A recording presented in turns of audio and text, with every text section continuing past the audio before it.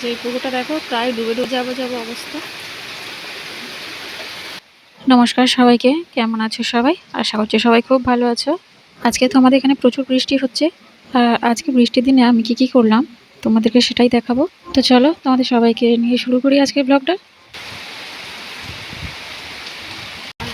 Continue বৃষ্টি হচ্ছে, সারা রাত বৃষ্টি হচ্ছে, মানে বৃষ্টিতে সন্ধে ডুবে যাওয়ার কথা। মাঝে ফাটে নাই, সব ডুবে গিয়েছে। আমরা ডুবে গিয়েছে দেখি মাথা কী অবস্থা হচ্ছে এখন জানি না। একটা সবজি তোলা আছে, তো এই যে দেখো আমাদের বাসন কুসন হয়ে গেছে নিচে জড়ে করা। এই যে দেখো সব বাসন কোসনগুলো এই যে বার করা আছে। এত বৃষ্টি হচ্ছে যে কী করে মাজবো আমি। বৃষ্টি হচ্ছে আর রাতে তো হচ্ছে, রাতে প্রথম ঝড় হচ্ছে, মাঝখানে করে ঝড়টা শুরু হয়েছে, রাতে বিশাল ঝড় হচ্ছিল। আমাদের দরজা থেকে একটু আলাদা কথা আছে, যতবার হয় ঘুম ঘুম করে যাচ্ছে। তারপরে এসে আবার ফিলটা মতো তবে ঠিক হলো, নাহলে সেই টস এসে যতটা টস টস টস টস করেই যাচ্ছে। এত বিরক্ত লাগছিল। আর একটু দেখো সেটা আবার জোরে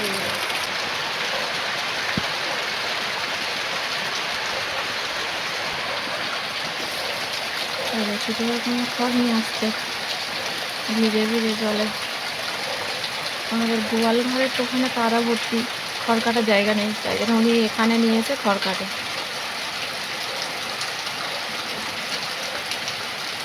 দেখো বন্ধুরা এখন বাজে 9টা।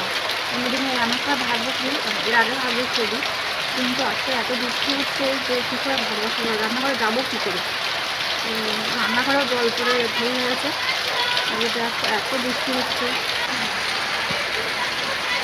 দেখো এখনো কত বৃষ্টি হচ্ছে। আর আমাদের পুকুরে দেখো ঘাটের একদম এরপরে জল ঢুকেছে। এই যে দেখতে পাচ্ছ, এই যে এখানে কত উপরে জল উঠে গিয়েছে। কাছ থেকে দেখাচ্ছি পরে, এখন তো বৃষ্টি পড়ছে। রান্নাঘরে আমি চলে এসেছি। আর এই দেখো এইটা কাল থেকে বসানো আছে, তোলা হয়নি। তো রান্না করবো বলে এলাম, এসে দেখি এটা বসানো আছে, তো ভাবলাম তুলে ফেলি। আচ্ছা বলো তো এটা কি, আর তোমরা কে কে খেয়েছো এটা? এটা হলো পোড়া পিঠে। আগের দিন রাতে শাশুড়ি বসিয়েছিল, আর এটা উনুনেই করেছিল, তাই জন্য ওপরে এত ছাই। উনুনটা জেলে কড়াটা বসিয়ে কড়ার মধ্যে দিয়েছিল কটা কলা পাতা। কলা পাতাগুলো দিয়ে আর চাল ডাল চিনি নুন যা কিছু লাগে আর কি সবগুলো মাখিয়ে নিয়ে ওর মধ্যে দিয়ে দিয়েছিল। তারপরে আবার দিয়েছিল কলা পাতা, তার উপরে দিয়েছিল বেশ কিছু ঘুঁটে আর তুষ আর আগুনও দিয়েছিল, দিতে ওপরটাও পুড়ে গেছে আর নিচে জাল দিচ্ছিল। আর মাঝে মাঝে কলা পাতার নিচে একটু করে জল দিতে হয়, না হলে নিচে তো পুড়ে যাবে। তো ওইভাবে কিছুক্ষণ করে সারা রাত আগুনে বসিয়ে রেখেছিল, তো আমি এবারে নামিয়ে নিচ্ছি। আর এই পিঠেটা আমাদের বছরে একবারই করে। তালের ফুরুলি বা রুটি অনেকবার হয়, তবে এই পিঠেটা একবারই হয়, কারণ এতে খাটুনি তো অনেক। তবে এই পিঠেটা খেতে আমার বেশ ভালোই লাগে, আর যেটা ওই যে পুড়ে পুড়ে যায় ওটা বেশি খেতে ভালো লাগে। আর দেখো সকাল থেকে এখনো পর্যন্ত সমানে বৃষ্টি হয়েই যাচ্ছে।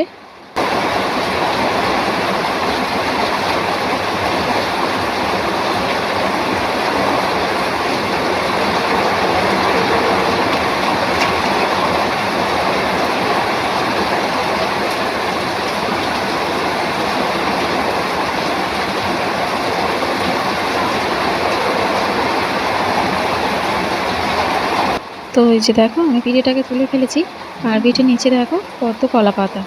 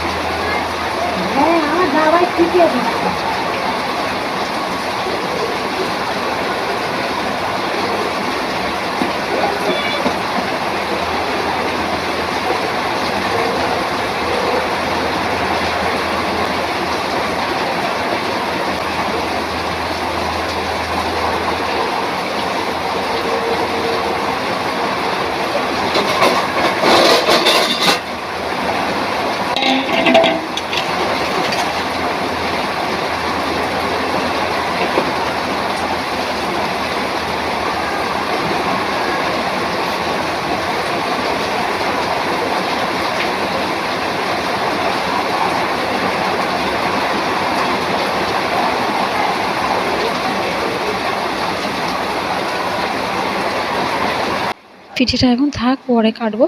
তো এখন রান্নাটা বসিয়ে দিই, না হলে আবার বেলা হয়ে যাবে। আর এখন খাবার মতো কেউ নেই, তবে কাটলে আমি হয়তো এক পিস খেতাম, কিন্তু আগে রান্নাটা করে নিই তারপরে কাটছে। আর আজকে যেহেতু বৃষ্টি হচ্ছে তাই ভাবলাম খিচুড়ি করি।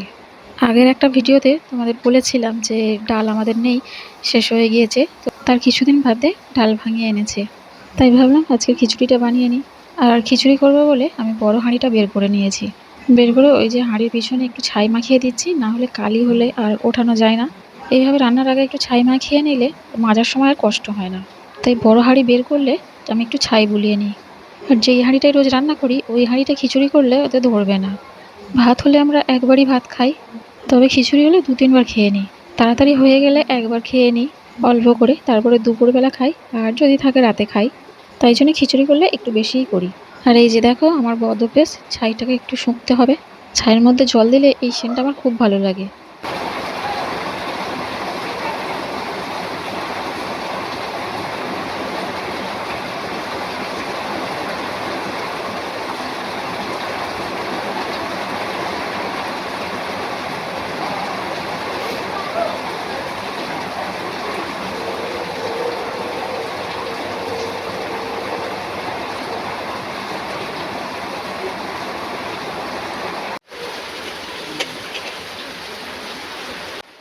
পিঠেটা আজকে আর কাটা হলো না, পাশ থেকে আমি একটু ভেঙে খেয়ে দেখলাম কেমন হয়েছে। বেশ ভালোই হয়েছে খেতে। পরের ভিডিওতে আমি কাটবো পিঠে। আজকে আগে খিচুড়িটা করে নিই, তারপরে কাটবো পিঠে। তো পিঠে নিয়ে আমি চলে আসছি পরের ভিডিওতে। ততক্ষণ সবাই ভালো থেকো, সুস্থ থেকো। আর আজকে ব্লগটা কেমন লাগলো কমেন্ট করে জানাবে। ভালো লাগলে লাইক করে দেবে, আর চ্যানেলটাকে সাবস্ক্রাইব করে দেবে।